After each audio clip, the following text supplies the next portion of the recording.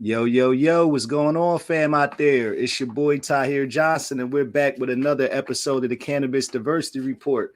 Today, man, I'm super excited. I got my good brother on here, Lawrence Hudson, man. Me Hello, and this hello. dude, yo, man, we connected last year over LinkedIn, man. I was so excited, first of all, to meet you, man. I remember that, man, like it was yesterday. You hit me up in the inbox, Bro, like knowing that you was about to, excited that you were about to be doing what you're doing in the industry. Man, my fellow Howard Bison, man. Yo, what up, man? Tell shoot, everybody where you're from, what you do in the cannabis industry, and how you got into cannabis, bro. absolutely. But first and foremost, before I even get to myself, thank you for having me on this platform.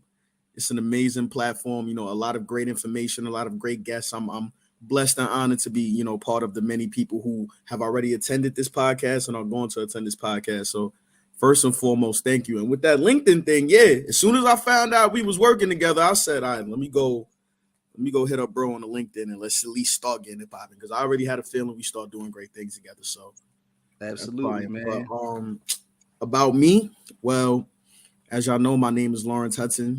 My family calls me Lawrence T. Hudson Jr. They want to, had a full name out. But so basically, I'm currently the government affairs associate at Cronos Group. Previously, I got my bachelor's degree from St. John's, my master's degree from Newhouse University up in Syracuse in the television, radio, and television, radio, and film program. I'm sorry. And then in regards to HU, that's where I got my lawyer training, Howard You University School of know, Law, class of 2021. So um, also with that, I was at Viacom. I worked over there at Viacom, BT, Viceland. I did some stuff with Bravo, did some stuff with Fuse TV back in the day as well. Worked for the Source magazine. Shouts to everybody I used to work out with the Source. Shout out to Kari. Shout out to Spencer. Shout out to everybody who was been with me on this journey. And last but not least, I'm from Queens. hey, Queens, get Queens the get the money. money. Long Queens time in no the cash. house. Yeah, man. You always know, man. So, I mean, speaking about that Howard Law background, man, a couple weeks ago, man, we got to do the webinar for Howard Law students, like DC area law school students. Well, how'd that feel to go back to HU, especially be talking about all the young law students about like having a career in cannabis? Man, it's only it's a few moments that happen in your life where you just like, damn, God is real. That was definitely one of them. Like it was an amazing experience, not just to speak to Howard, but to speak to the other law schools that attended. And I think it's just a real testimony to what I've tried to do since I entered law school, and that was just find my own lane. In law school, at times you get pushed to do certain things, or if you don't make a certain thing or you don't make your career a certain way, then it's kind of harder for you to get it out the ground and start being successful at the gate. But I was blessed to have the opportunity to start with Cronos, work with yourself, work with the USCC, and just really start building my own lane, building what I want to be, building my brand, building what Lawrence Hudson is supposed to be. So, but to have the opportunity to go back and speak to law students, especially the Howard law students, tell them my journey and tell them everything I've been on is just a huge blessing. The keys and things like that about this industry, and dreams come true. I didn't think it would happen right after I graduated, but dreams really do come true, and it's a huge blessing, huge blessing. Yeah, man. And so talk about that a little bit more, man. What was it like transitioning into the cannabis industry straight out of law school? And how do you use your legal background on your day-to-day basis, as a government affairs associate? Kind of tell, and then like with that, like after that, kind of tell people, what do you do as a government affairs associate? What's that all about? All right. So basically in law school, what I really learned is how to be a problem solver. And, I'm still trying to learn that to this day. I know I say his name in almost every time I'm in media, but I really had a professor that was near and dear to my heart, Professor John Woods, and he taught me how to solve problems. He taught me how to identify the problem, identify solutions for the problem, and then, just find a way to talk about it and be about it at the same time. Moving your conviction, understand what you bring to the table, understand that you've done the research, you have the tools, you've done the things that you need to do, and just go in there and do the best that you can to solve that problem. And I really try to, even to this day, emulate a lot of, how I handle things corporate wise through what I learned from Professor Woods. So that's one of the main things I learned. Another thing I learned too is reading is really fundamental. With all of these laws, 5, 6, 7 pages, we got to read acts, we got to read whether it's state law, federal law, just being able to read and interpret exactly what it means, whether it's, you're interpreting it from a textualist point of view, which is exactly what's on the paper, or you kind of more conceptualized with how you're reading the document, how you're reading the laws. Law school really taught me how to look at things a different way. And it really taught me how to be a thinker and move smooth, like kind of move swiftly with my words, make sure that every word I say provides value and be able to cultivate that voice as counsel, whether it be in law or outside of the law, whenever you're being counsel or whenever you're like, leading or being in management, and just really being able to just, give your views and give your opinions in a professional and a manner that's going to get everybody's attention. So those are some of the few things I learned. But in regards to what I do at Cronos, so I'm the government affairs associate. With that, I also run our company pack, our internal company pack. That's been an amazing experience. I'm basically outreach and working with Congress people, working with senators, working with representatives to try to find a solution to this problem. And I'm blessed to be able to do that on both sides of the aisle, whether it be on the Democratic side or the Republican side. And it's important that we talk to both sides because it's a bipartisan issue. It's not just a Democratic issue. It's not just a Republican issue. It's an American issue. Cannabis needs to be legalized and it needs to be regulated and it needs to be in a way that it ensures equity still. So, just being able to use what I do at Cronos to have those conversations with these leaders in law and leaders in policy has been an amazing experience. And that's just a little bit of what I do at Cronos, aside from what we do with the Right. USCC. So Right. Nah, bro, we've been getting busy, man, and more dope stuff to even come out, man. I like to wait until it's about to pop and let the world see it, me man. too. We got some action coming, man. And like speaking of that, man, that's a hell of a thing, man. Like actually interacting, having these conversations. And like you said, a lot of that does utilize the legal background. But even before like going to law school, like you had a professional career working in entertainment, like you said, BET, all the other places in Viacom.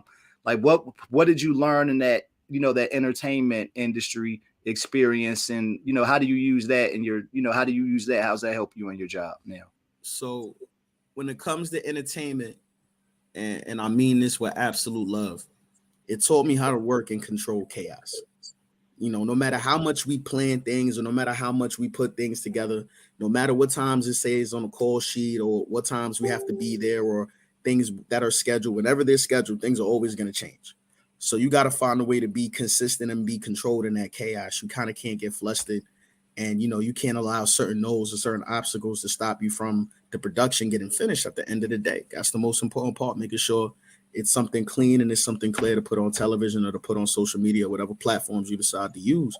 So really just working in control chaos, and then just also how important relationships are, how important it is to be able to have a rapport to where you can just call somebody who has stake in your interest or has stake in the issue at hand and just be able to talk with them. Bro, relationships are the currency of the world, man. That's so important. Absolutely. That's what people got to learn, man, for sure. Yeah, man. Make sure y'all keep y'all relationships in order. I promise you, it is very, very, very, very, very important. No matter what, it doesn't even matter if it's in an industry that you don't plan on working in or an industry that you can never see yourself in. Just make sure you keep those relationships strong and be genuine with them too. It's like a plant. If you water them too much, they're still going to die. If you don't water them enough, they'll die from malnourishment. But if you just be real, always keep it real, always be yourself when you are managing these relationships or having these conversations and building up that Rolodex and building up those relationships, as long as you can be yourself, they'll grow. They'll grow like a plant. True, man. Nah, being genuine, like you said, being true to yourself, man, that's so important in everything, man. That's a key to life right there, bro. And I know you, like as you said, you spend a lot of time talking federal policy, talking to different members of Congress. We've had a lot of movement out there, on the federal scene, all different types Absolutely. of laws moving. Could you talk about to educate people, what are some of the different bills out there that are kind of in play at the federal level? And your secret, your expertise question, what do you think has the best chance of passing of all of those out there? So just in regards to all of the current laws that are available or not available, but just pending right now because we're still trying to get them to work. The MORE Act, as you know, just got passed by the House. Unfortunately, you know, just in regards to how it's going to work in the Senate, it may not pass through the Senate. And as you all know, it has to pass through the House and the Senate in order to be signed by President Biden, or to, at the very least, go to his desk. Now, at that point, as you know, he could approve it, he could veto it. But if it's vetoed, then it goes back to the House and the Senate. And if they are on the same accord with it, it'll still pass.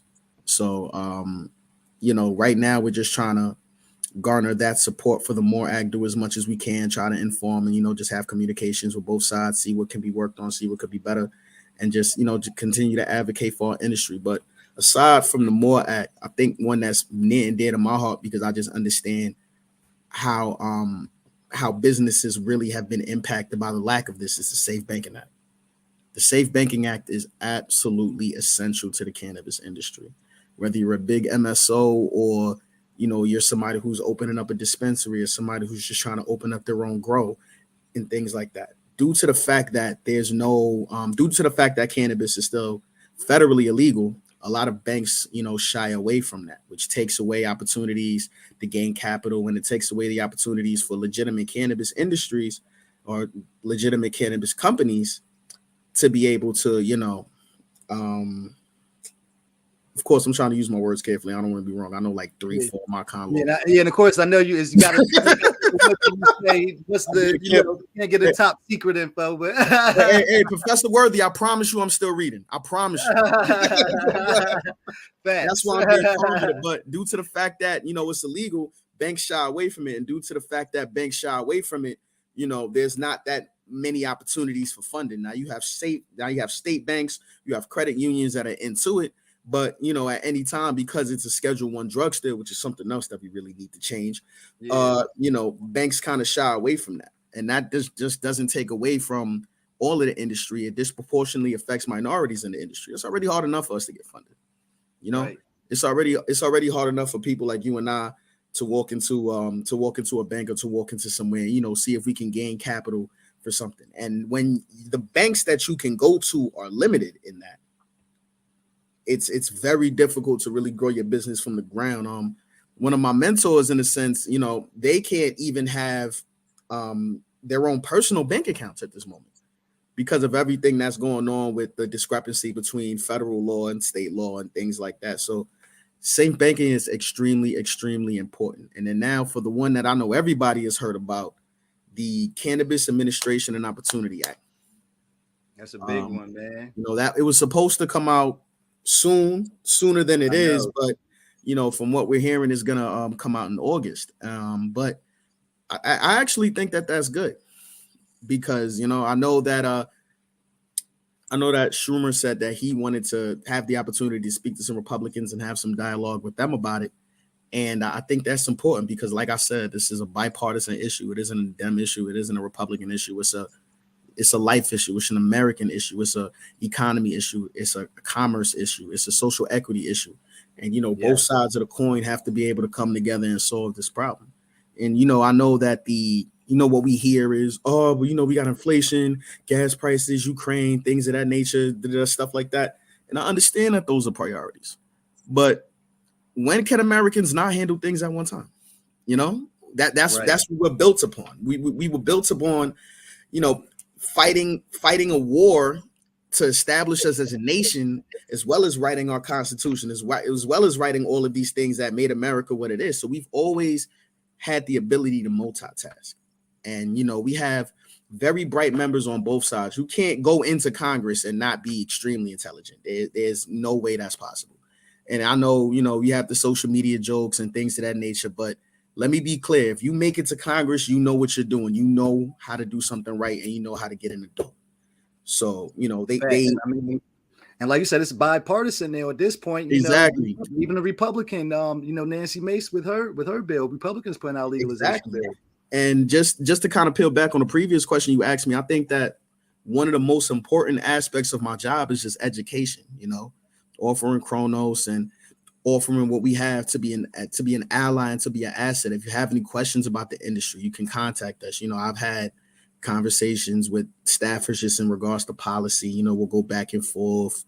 just regular conversations. But it's not just always, that's not all we talk about, I promise you. But, there's those times where we can go back and forth on policy and, just speak on ways that we can make things better. And maybe a conversation can change somebody from a no to a maybe once they understand the benefits of full legalization of cannabis within America. So, just understanding that more time is needed to ensure that the CAO Act is perfect and that it will pass through the House as well as the Senate.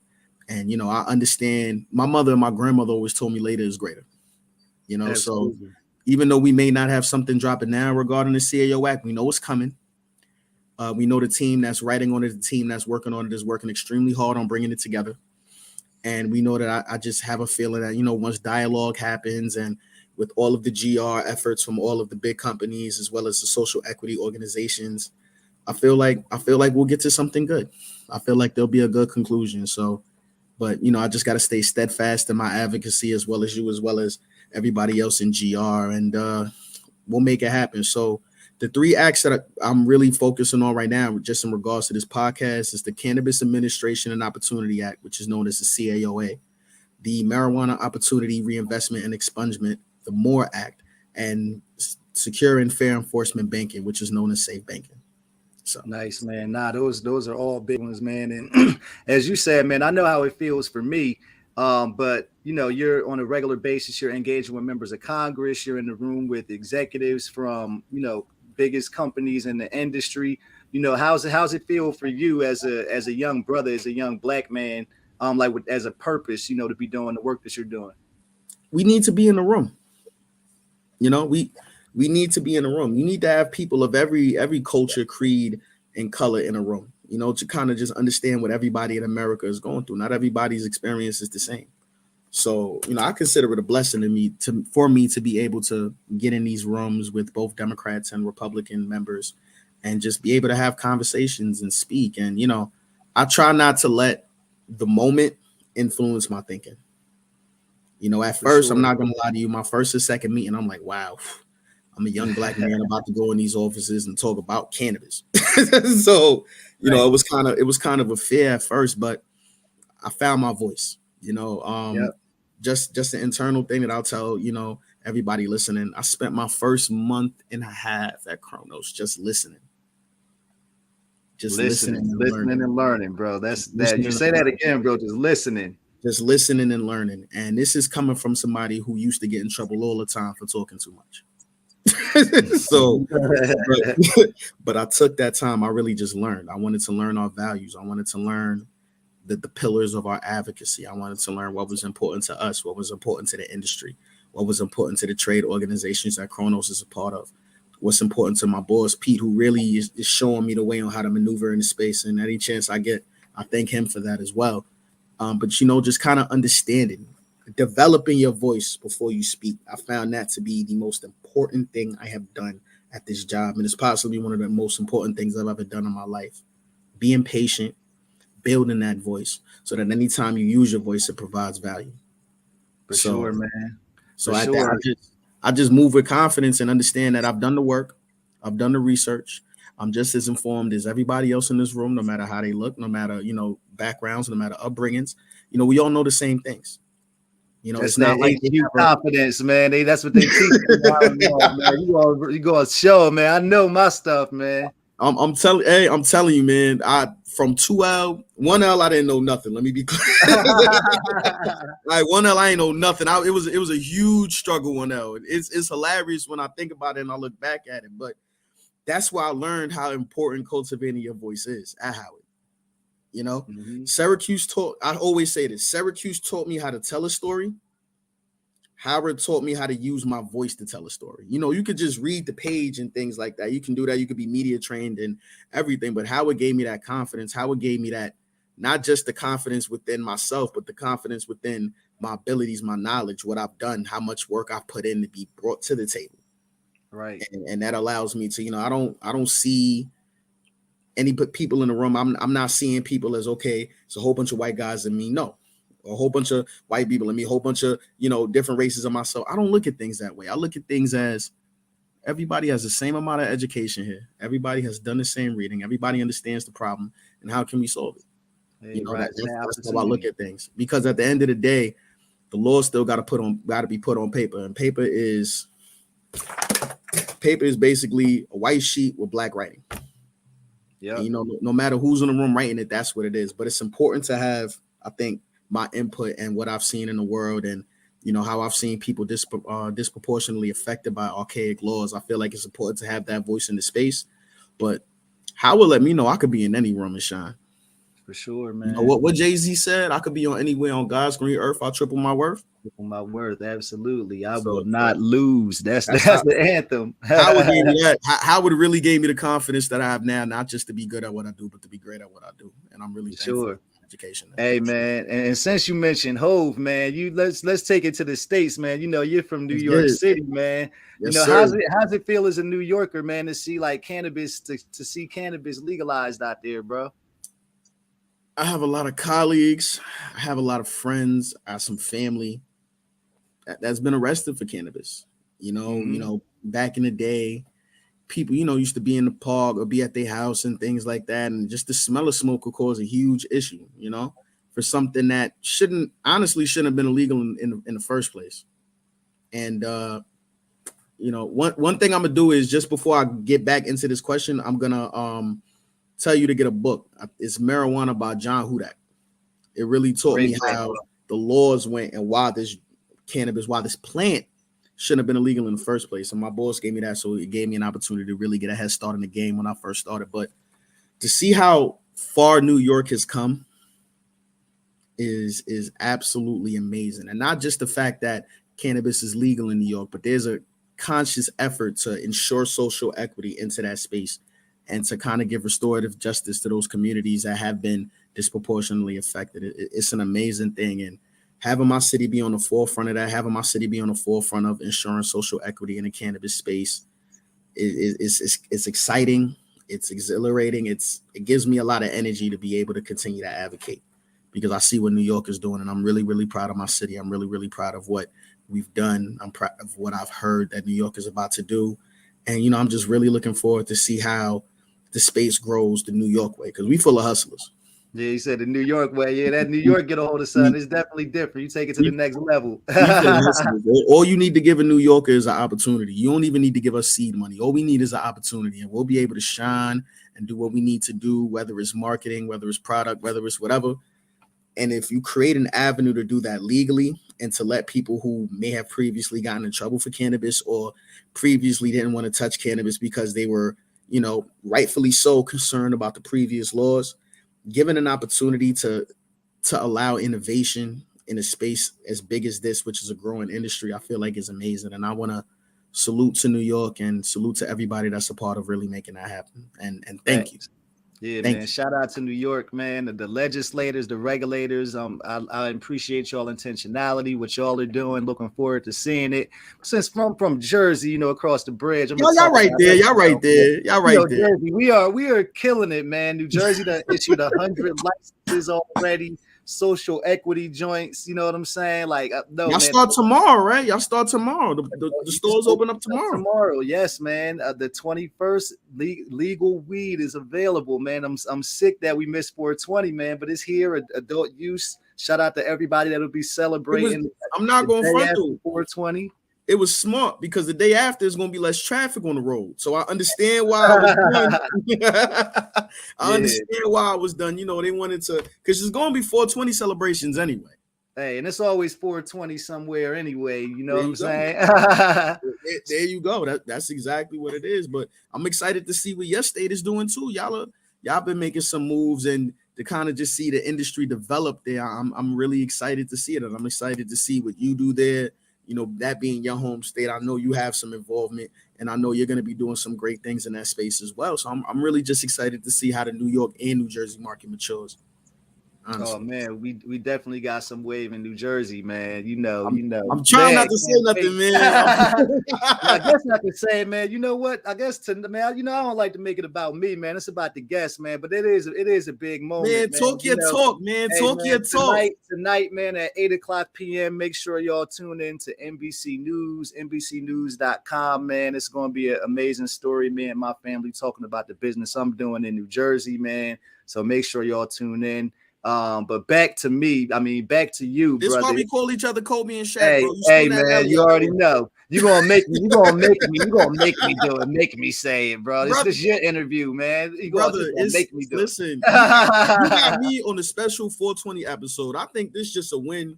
This a win for Jersey. This a win for New York. This a win for the industry right here. To be able to have two of us get together and have these conversations regarding cannabis and federally legalizing it, you know, the industry being taken serious. This podcast is one of the steps to make that happen. You showcased a lot of stories in, man. So as much as you want to give me my flowers, I'm gonna give you yours too, because you've really, really been working hard. You've been doing what you got to do, and you've been opening doors that I've been pushing through like that. So Thank you, bro. know, just let me give you your flowers now.